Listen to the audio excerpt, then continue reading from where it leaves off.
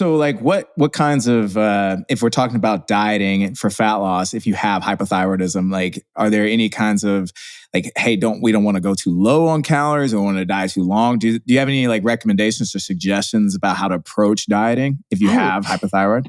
I'm laughing because I'm thinking of all of like the Lane Norton and what's the other doctor? Dr. Nadolsky. I feel like he makes me... Nadolsky's great. Yeah. I feel like they make memes He about actually has this all the time. hypothyroid. Oh, Yeah. does he? He has, yeah, he does. Yeah, I didn't actually. know that. Yeah. Well, it's like both of them will put out memes from time to time because it's like people assume that if you have, it's basically like, this is like the thought process is like, I have hypothyroidism, therefore I can't lose weight or I can't look good. And that's why I love sharing, like, guys, I have hypothyroidism. Like, I have to work incredibly hard to look how I look. And I have to like double down and be really tight about my nutrition, fitness, and lifestyle and all that stuff. Like, I don't get to fuck around and have as much fun as other people do in terms of like how often I might drink or how often I'm doing XYZ, right? It's like, I have to keep those things super tight, but it's like, listen, if I can do it, you can do it too. Like it took me a while to realize the inputs I need to look the way I want to look and stuff like that.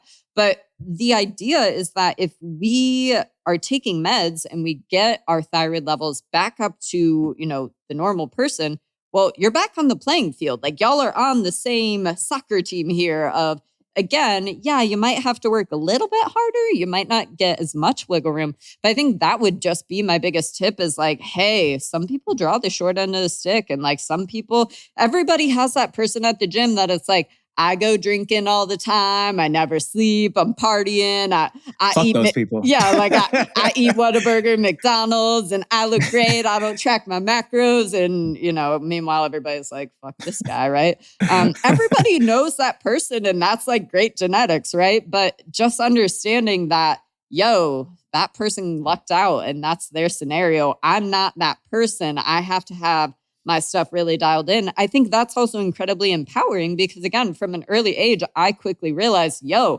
just don't get as much wiggle room as a normal person. I have to work harder. And to be honest, I love that. I love knowing that. And that motivates me because, hey, again, I just don't get as much wiggle room. So that would be my biggest tip and kind of like mindset tweak is if you're in that position of like, woe is me, I have this condition, you're just not going to have great success with all of this stuff. It's like truly dial in your shit, keep it tight.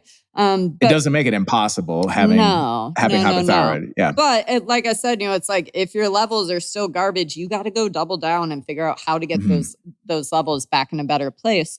But the big like habits and the big like lifestyle things that you want to start, we've kind of touched on these here and there, but it's like, the biggest one is, again, you got to be eating the food. If we're not eating the food, if we're not at our maintenance calories, if we're eating chronically underneath what we're expending when we're living and loving life, like you got to go eat food. You got to be not even like you don't have to be well fed. Like you don't need to be overfed, but you just need to be fed and you need to be recovering from your inputs of exercise and stuff like that. You need to be getting enough protein, eating lots of fruits and vegetables.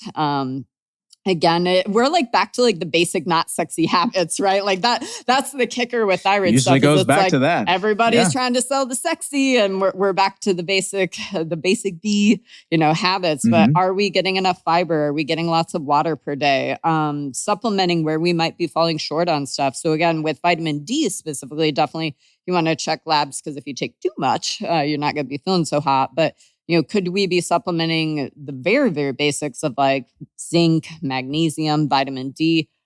Selenium is also too, like for thyroid, selenium. Yeah. And you can also like, there's tons of different vitamins and minerals that play in. So it's like even stuff like iodine, stuff like vitamin A. So again, it's like focus on your food. Can we be eating tons of colorful stuff? Can we be getting a lot of protein? Can we be getting a protein, carb, fat? At majority of our meals. Again, I love preaching about sleep because I don't do it. I suck. But, sleep is still... Well, you got that Star Trek bed. Come on now. Sleep is one of the most powerful things you could be doing to feel great and all this. Again, are you being an asshole with the gym? Are you overreaching, overtraining? Are you taking rest days? Are you following a smart program? Soft plug, Paragon training methods. Come get strong with us. And again, like you mentioned earlier, stress. Digestion is also a big one. I feel like we could do a totally different episode on that. But if your gut health and your digestion sucks, there's a good chance your thyroid levels probably also suck. I believe, to the best of my knowledge, still to this day, they're saying that we convert about 1/3 of our T4 to T3 in the gut.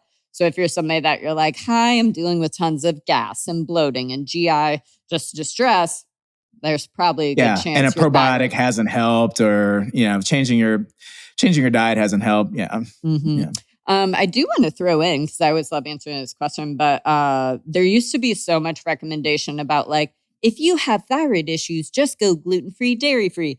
And that's actually a bunch of bullshit. Still, currently, as of the date of this podcast, if you go look around, if you go sift around in PubMed, super mixed. It is super mixed opinions. And so again, if you have an issue with either of those foods, then totally, like, don't keep putting something your body finds inflammatory into it. But double check yourself. Hi, dairy. It's like, I can't believe we switched, bro. Literally, I had yogurt twice this week, and I was like, damn, Alex is gonna be pissed. I ain't doing anything with it though. I'm gonna keep staying on my dairy-free life, but it's kind of cool to know that after finally fixing all my sinus stuff, that's pretty rad that it was actually just my sinuses and not me actually having an issue with dairy.